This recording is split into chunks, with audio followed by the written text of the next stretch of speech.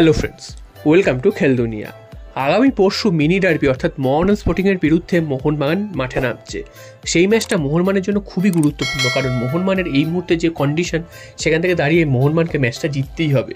যদি কোনো কারণে ম্যাচটি ড্র করে বা হেরে যায়, সেক্ষেত্রে কিন্তু কোচ মলিনা তার বিদায় কিন্তু আসন্ন হয়ে যাবে এবং প্লেয়ারদেরও কিন্তু তুমুল সমালোচনা করা হবে। তাই জন্য শুধু কোচের জন্য না, এই ম্যাচটা কিন্তু প্লেয়ারদের জন্য খুব জরুরি। এবং মোহনবাগানের যেসব প্লেয়াররা রয়েছে তাদেরকে কিন্তু নিজেদেরকেও প্রমাণ করার একটা মঞ্চ।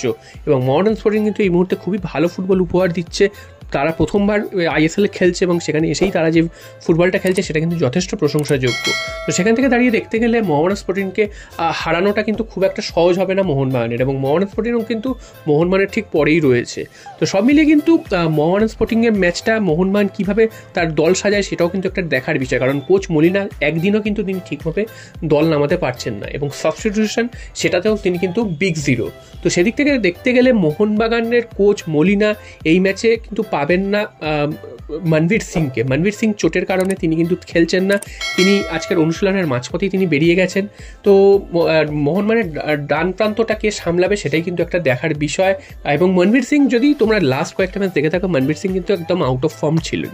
তিনি যে খেলবেন না বলে খুব একটা মোহনবাগানের ক্ষতি হবে সেটা কিন্তু বলা যায় না, তবে হ্যাঁ, তিনি থাকলে যখন তখন কিন্তু তিনি ম্যাচের রং বদলেও দিতে পারতেন। তো যাই হোক, যিনি খেলতে পারবে না তাকে নিয়ে তো ভেবে লাভ নেই। তো বাকি প্লেয়াররা রয়েছে, তাদেরকে কীভাবে মোহনবাগান ইউজ করে সেটাই দেখার, কারণ মলিনা লাস্ট ম্যাচটা আমরা দেখেছি যে গুরুত্বপূর্ণ 5-6 জন প্লেয়ারকে তিনি কিন্তু বেঞ্চে বসিয়ে রেখে দল নামিয়েছিলেন, এবং যার খেসারত কিন্তু বেঙ্গালুরুর বিরুদ্ধে 3-0 গোলের হার। এবং কখন কোন প্লেয়ারকে নামাতে হবে সেটাও কিন্তু তিনি বুঝতে পারছেন না। এদিকে জেমি ম্যাকলারেন, তাকে কিন্তু এবার প্রথম থেকে নামানোর সময় চলে এসছে, দেখা যাক তাকে প্রথম থেকে নামায় কি না। অন্যদিকে নুনো রেইস, তাকে কিন্তু রেজিস্টার্ড করে খেলানো হতে পারে সেরকমটা কিন্তু আভাস পাওয়া যাচ্ছে। এবং শেষ মুহূর্তে যদি সমস্ত কিছু ঠিকঠাক থাকে, নুনো রেইসকে কিন্তু আমরা মোহনবাগান স্পোর্টিং ম্যাচেই দেখতে পেতে পারি। তো এই গেল মোহনবাগানের আগামী মিনি ডার্বি নিয়ে কথা, এবং মিনি ডার্বিতে কেমন কি হতে পারে সেটা নিয়ে জানিয়ে দিলাম। এরপর চলে আসি আরও একটা গুরুত্বপূর্ণ খবর, সেটা হচ্ছে মোহনবাগানের এএফসি কাপের প্রসঙ্গ, এএফসি চ্যাম্পিয়ন্স লিগের প্রসঙ্গ। তো এএফসি চ্যাম্পিয়ন্স লিগে তোমরা জানো যে ট্র্যাক্টরের বিরুদ্ধে ম্যাচটা মোহনবাগান খেলেনি, যার জন্য চিঠি দিয়েছে এএফসির কাছে। সেই চিঠির রিপ্লাই কিন্তু এখনও আসেনি, বা কী হয়েছে সেটাও কিন্তু জানা যায়নি। তো এবার প্রসঙ্গ হচ্ছে, এই সেম ধরনের চিঠি কিন্তু আল নাসের তারাও কিন্তু দিয়েছে এএফসিকে। তারাও জানিয়েছে যে ইরানে তাদের যে ম্যাচটা রয়েছে এসিএল এলিটের, তো সেই ম্যাচটাও কিন্তু তারা খেলতে যেতে চায় না, প্লেয়ারদের সুরক্ষার কথা মাথায় রেখে।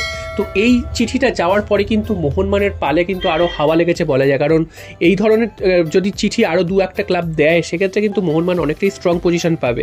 এবং আল নাসেরের মতন ক্লাব, অর্থাৎ যে ক্লাবের রোনাল্ডো, সাদিও মানের মতন প্লেয়াররা খেলে, সেই ক্লাব যদি এই চিঠি দেয়, সেক্ষেত্রে কিন্তু তাদের মান্যতা দেওয়াটা অনেকটাই বেশি নির্ভর করছে এএফসির উপর। কারণ এই বড় বড় ক্লাবটা যদি বলে খেলতে যেতে পারবো না, তাহলে কিন্তু এএফসিকে সেই বিষয়টা ভাবতেই হবে। সেটা যদি শুধু মোহনবাগান বলতো, সেক্ষেত্রে কিন্তু এএফসি অতটা গুরুত্ব নাও দিতে পারতো, এবং হয়তো পশ্চিমী দেশগুলোর ওপর এএফসি নির্ভর করে চলে এবং তাদেরকে বেশি মান্যতা দেয় বলে হয়তো মোহনবাগানের যুক্তি সঠিক হলেও মোহনবাগানকে কিন্তু শাস্তি দিতে পারতো। যেহেতু আল নাসের এই দাবিটা করেছে এবং তারাও কিন্তু খেলতে যেতে চায় না, এএফসির কাছে চিঠি দিয়েছে, তাই জন্য মোহনবাগান কিন্তু অনেকটাই শক্তিশালী হয়েছে তাদের পয়েন্টটা, সেটা বলাই যায়। তো দেখা যাক এএফসি কি সিদ্ধান্ত নেয়। তবে যেটা মনে করা হচ্ছে, ম্যাচটা কিন্তু রিশিডিউল হতে পারে, এবং ম্যাচটা কিন্তু অন্য কোনো ভেন্যুতে, অর্থাৎ অন্য কোনো দেশে নিউট্রাল ভেন্যুতে হয়তো ম্যাচটা খেলা হতে পারে।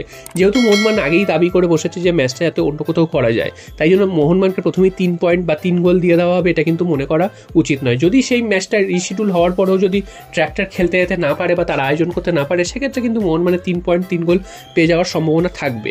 তবে এই মুহূর্তে দাঁড়িয়ে যেটা মনে হচ্ছে, মোহনবাগানের শাস্তি পাওয়ার বিষয়টা কিন্তু আর থাকলো না, বা মোহনবাগান কিন্তু কোনো ধরনের শাস্তি পাবে না, এবং এএফসি কিন্তু এই বিষয়টা খতিয়ে দেখবে।